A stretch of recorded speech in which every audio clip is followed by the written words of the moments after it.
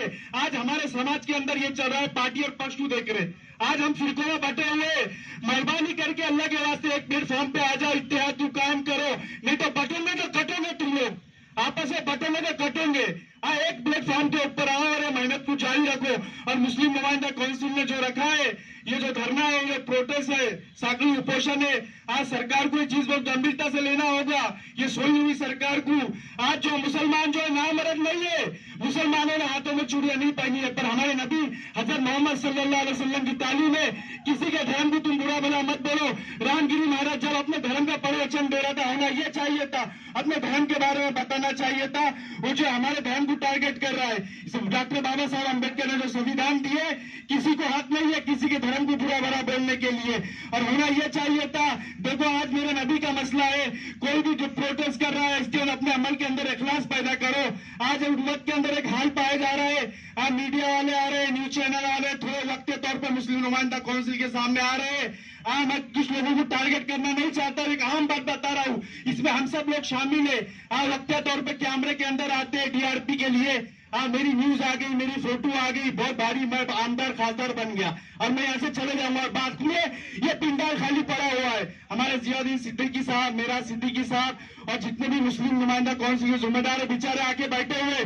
होना ये चाहिए था, ये नबी का मसला था, मेरे और आपका मसला नहीं है। हमको उम्मत को एक प्लेटफॉर्म पे लाना पड़ेगा। हमारी नबी की जो मेहनत थी, आज जो हम लोगों को ये क्या हो गया, हमारी अकलों पर पर्दा पड़ा हुआ है, हमको हम गफलत में पड़े हुए हैं, आज हम लोगों को धोखा लगा हुआ है। आखिरी वक्त है मेरे नबी का, वो कहते हैं या रब्बी उम्मती, या रब्बी उम्मती। आखिरी वक्त है अल्लाह के नबी सल्लल्लाहु अलैहि वसल्लम के मौत का, और अल्लाह के नबी ने ये कहा कि मेरी उम्मत का क्या होगा, मेरी उम्मत का क्या होगा, ये नबी के जज्बे थे। आज ये उम्मत को क्या हुआ है, 12 फातर उर्सों में जाते हैं माशाल्लाह से, मैं आप लोगों जा रहे हैं, ठीक है, अपन ये इससे जरूरी जो काम है, अल्लाह ने तुमको दुनिया में जो मकसद के लिए भेजा है, आज नबी की शान में गुस्ताखी हुई। एक ईमान वाला जो है अपने खा रहा है, पी रहा है, कारोबार कर रहा है, मसरूफियत कर रहा है, और उसके कान के ऊपर जो जू नहीं रेंग रही है, और कुछ बात कहकर जो ज्यादा बड़ी बात कर रहे हैं, मैं अपनी बात खत्म करूंगा।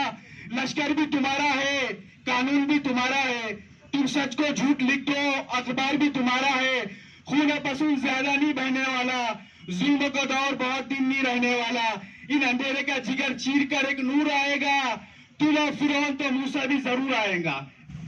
जहां तक औकाफ का मसला है, औकाफ की जमीनात के साथ हमने भी क्या सुलूक किया ये हम सबको मालूम है।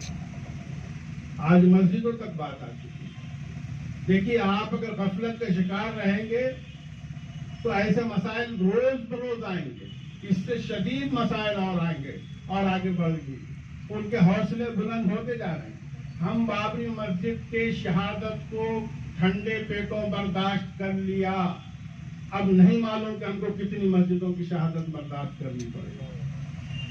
अगर हम वक्त पर खड़े नहीं होंगे तो यही हाल होगा। शातिम रसूलों की तादाद बढ़ती जा रही है।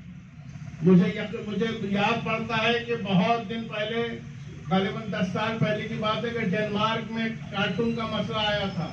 किसी गुस्ताख ने हुजूर का कार्टून बनाया था। 1 लाख से ज्यादा अफराद पर मुश्तमिल यही शहर में रैली निकाली गई।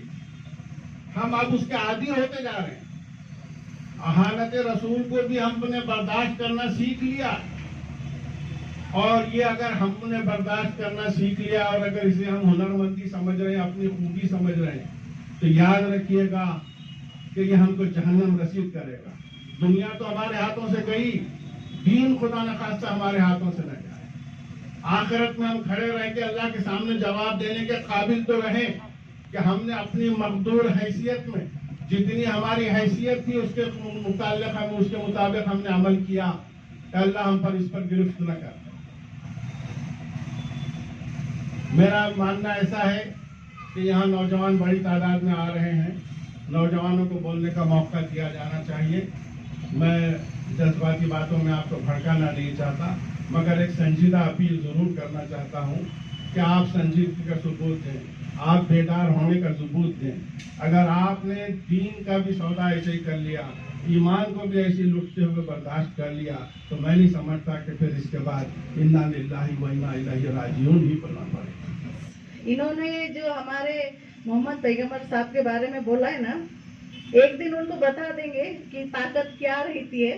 अब मुंबई में जब हुआ है तो उनको पता चला होगा कि हम क्या कर सकते हैं, लेकिन जब हमारे सब बहनें, हमारे सब भाई, हम मिलके एकजुट होके अगर बाहर निकलेंगे ना, तो आप उनको भी ये संदेश देना चाहूंगी कि आप संभल कर रहिए। और हमारे जितने भी मुस्लिम भाई हैं जो वक्तव्य करते हैं ना, राणे ने बोला है कि घुस घुस के मारूंगा, कानून हाथ में मत लेना राणे। और रामगिरी बाबा जो बोला है ना, तुझे माफी मांगना पड़ेगी और तुझे झुकाकर हम रहेंगे, ये हमारा वादा है। तू लिख के ले ले बॉन्ड पे, तू झुकेगा और तुझे हम झुकाएंगे। और राणे तू एक बार सामने आ जा, हम तुझे बताएंगे कि क्या होता है, मुस्लिम क्या है, और तूने जो गुस्ताखी की है ना उसकी सजा भी मिलेगी। तूने कानून तोड़ा है ना, तुझे कानून का बता देंगे हम कि कानून क्या होता है। और संविधान में जो लिखा है, तू संविधान का भी उल्लंघन कर रहा है, तो संविधान में जो लिखा है उसी के दायरे में रह के हम तुझे सजा देंगे, ये वादा है हमारा, ये लिख के ले ले।